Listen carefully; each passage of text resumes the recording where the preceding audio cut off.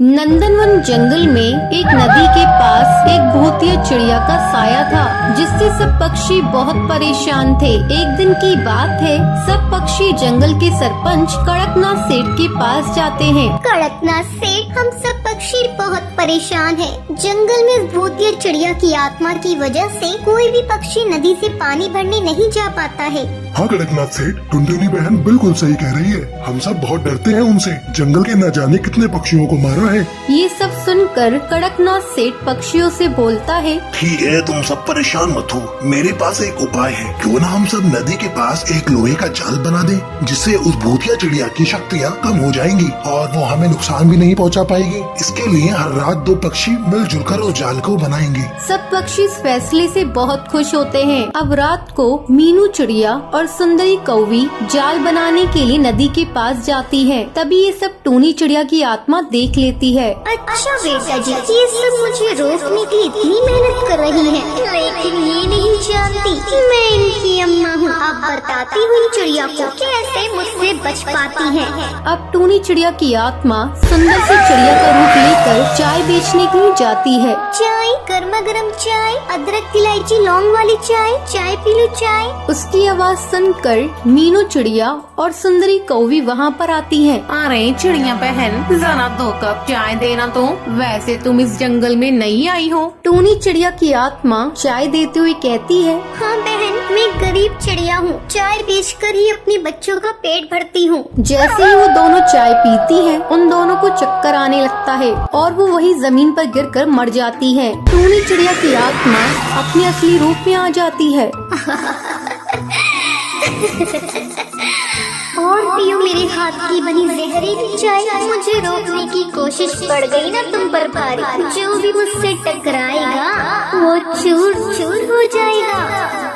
अगले दिन कालू कौआ नदी के पास काम देखने के लिए आता है। तभी वो देखता है मीनू चिड़िया और सुंदरी कौवी जमीन पर मरी पड़ी है। ये देखकर वो चिल्लाता है, अरे भाइयों जल्दी आओ, ये देखो क्या अनर्थ हो गया। सुंदरी कौवी और मीनू चिड़िया मर गई, लेकिन कैसे? तभी मोंटू कबूतर बोलता है, मुझे लगता है इन्हें किसी सांप ने काट लिया है। चलो छोड़ो, ये सब आज रात हमें ये जाल पूरा करना होगा। अब रात में कालू कौआ और मोंटू कबूतर नदी के पास जाल बनाने लगते हैं। काफी रात हो जाती है, वो दोनों थक जाते हैं। तभी टूनी चिड़िया की आत्मा चाय वाली का रूप लेकर वहाँ पर आती है। चाय, गर्मा गर्म चाय, अदरक इलायची लौंग वाली चाय, चाय पी लो चाय। फिर कालू कौआ और मोंटू कबूतर चाय पीने आते हैं।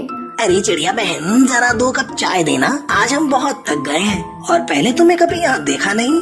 हाँ साहब, वो मैं पास वाले जंगल में रहती हूँ। मैं गरीब चिड़िया ऐसे ही अलग अलग जंगल में जाकर चाय बेचकर अपना गुजारा करती हूँ। ये सब छोड़िए, ये लीजिए आपकी गर्मा गर्म चाय। जैसे ही कालू कौआ और मोंटू कबूतर चाय पीते हैं, उन्हें भी चक्कर आने लगता है। ए चिड़िया, तूने इसमें क्या मिलाया था? टूनी चिड़िया की आत्मा अपने असली रूप में आ जाती है। मैं चिड़िया नहीं, चिड़िया की आत्मा हूँ। तुम उस जाल से मेरी शक्तियों को कम करना चाहते हो? भूल जाओ। अगर किसी ने भी मुझे जरा सी भी तकलीफ पहुँचाने की कोशिश की तो मैं उसे जान से मार दूंगी, जैसे मैं अब तक सब पक्षियों को मारती आई हूँ।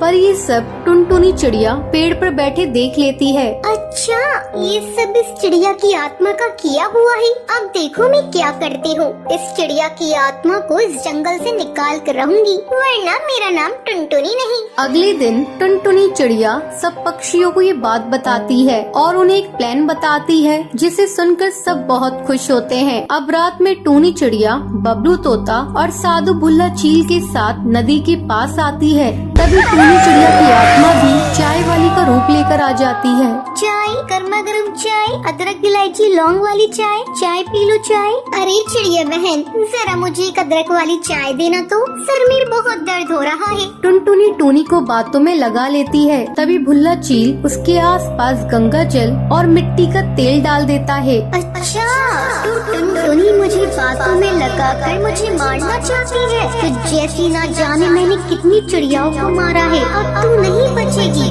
देख ले तेरा क्या हाल करती हूँ। मुझसे चालाकी करने की कोशिश की। जैसे ही टूनी चिड़िया की आत्मा टुनटुनी पर हमला करने वाली होती है, तभी भुल्ला चील उस पर मशाल से आग लगा देता है। वो जलने लगती है। बचाओ, कोई मुझे बचाओ। जल रहा है, रोको इसे, जाने दो। मैं कहती हूँ मुझे छोड़ दो, मैं तुम में से किसी को नहीं छोड़ूंगी। मैं वापस आऊंगी अपना बदला लेने के लिए। ये कहकर वो जलकर राख हो जाती है। टुनटुनी की समझदारी की वजह से उस जंगल से चिड़िया की आत्मा का साया हट जाता है।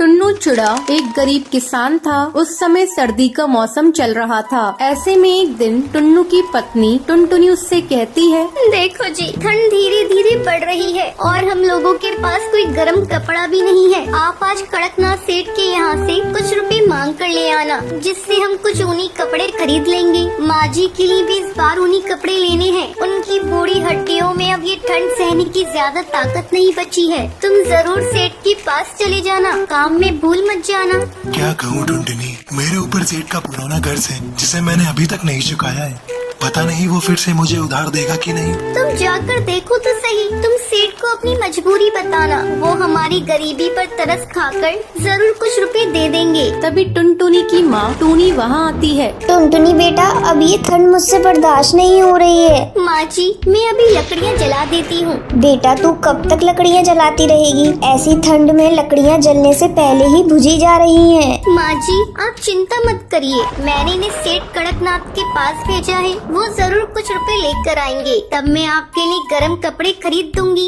उधर टुन्नू सेठ कड़कनाथ के पास जाता है। क्यों रे टुन्नू, बहुत दिनों बाद आना हुआ। बता, तू मेरे पैसे कब वापस कर रहा है? सेठ जी, इस बार मुझे फसल में नुकसान ही नुकसान हुआ है, इसलिए मैं आपका उधार नहीं चुका पाया। तुम गरीबों को पैसे दे दो तो तुम उसे अपने बाप का माल समझने लगते हो। उधार चुकाने का तो तुम लोगों का ध्यान ही नहीं रहता। इस बार फसल अगर अच्छी हो जाएगी तो मैं आपका सारा कर्ज चुका दूंगा। सेठ जी, मुझे थोड़ा और कर्ज चाहिए। मुझे अपनी माँ के लिए गर्म कपड़े खरीदने हैं सेठ जी। सेठ टुन्नू को पैसे देने से मना कर देता है। निराश मन से टुन्नू घर आता है। आप आ गई जी, क्या हुआ, पैसे मिले? नहीं टुनटुनी, सेठ ने पैसे देने से मना कर दिया। पता नहीं ये जाड़े की रात कैसे कटेगी। फटी हुई कंबल से माँ जी को ठंड लगती है। आप एक काम कीजिए, जाइए कुछ लकड़ियाँ जंगल से चुनकर ले आइए। हाँ, मैं अभी चुन कर लाता हूँ। टुन्नू जंगल लकड़ियाँ चुनने चला जाता है। सेठ कड़कनाथ अपने गुंडों के साथ टुन्नू के घर पहुँचता है। अरे सेठ जी, आप यहाँ, क्या बात है? मुझे तुझसे कुछ बात नहीं करनी, जा अपने पति को बुला ला। लेकिन सेठ जी, वो तो जंगल लकड़ियाँ लाने गई है। आप मुझे बताएं क्या बात है? मैं अपना उधार लेने आया हूँ। तू अभी के अभी मेरा उधार वापस कर, नहीं तो मैं तुझे और तेरे परिवार को इस घर से निकाल दूंगा। सेठ जी, ऐसा अन्याय मत करिए। हम लोगों के पास इस ठंड में रहने के लिए और कोई जगह नहीं है और मेरी माँ जी भी बीमार है। आप हम गरीबों पर तरस खाइए। तेरी माँ बीमार है तो मैं क्या करूँ? इस ठंड में मरती है तो मर जाए, मुझे तो बस अपने पैसे चाहिए। तू अभी के अभी निकल इस घर से। सेठ जी, थोड़ी देर और रुक जाइए, मेरे पति को आ जाने दीजिए। हम लोगों को इस घर से मत निकालिए। सेठ टुनटुनी की एक नहीं सुनता है और सबको घर से बाहर निकालकर घर में ताला लगा देता है। टूनी ठंड बर्दाश्त नहीं कर पाती और इस ठंड में उसकी मौत हो जाती है। माँ जी, क्या हो गया है आपको? उठिए माँ जी, देखिए टुन्नू आपके लिए लकड़ियाँ लेने गए हैं, अभी आ रहे होंगे माँ जी। टुनटुनी के बार बार उठाने पर भी टूनी चिड़िया नहीं उठती क्योंकि वो मर चुकी थी। तभी टुन्नू लकड़ियाँ लेकर वहाँ आता है। वो टुनटुनी को किसी तरह संभालता है। इस ठंड ने टुनटुनी के सर से उसकी माँ का साया छीन लिया था। दोस्तों, कल के लक्की विनर्स के नाम ये रही आपकी स्क्रीन पर। आज का सवाल ये है, टुन्नू जंगल में क्या करने गया था? अगर आपको कहानी पसंद आई हो तो हमें कमेंट करके जरूर बताएं और चैनल को सब्सक्राइब करना मत भूलना। तो ये थी आज की कहानी। क्या आपको पता है टुनटुनी टूनी चिड़िया की आत्मा से कौन सी चाय पीने के लिए मांगती है? अगर आपको पता है तो आप हमें कमेंट करके जरूर बताएं। अगर आपको ये वीडियो पसंद आई हो तो इसे लाइक और ऐसी कहानियाँ देखने के लिए मेरे चैनल को सब्सक्राइब करना ना भूलें।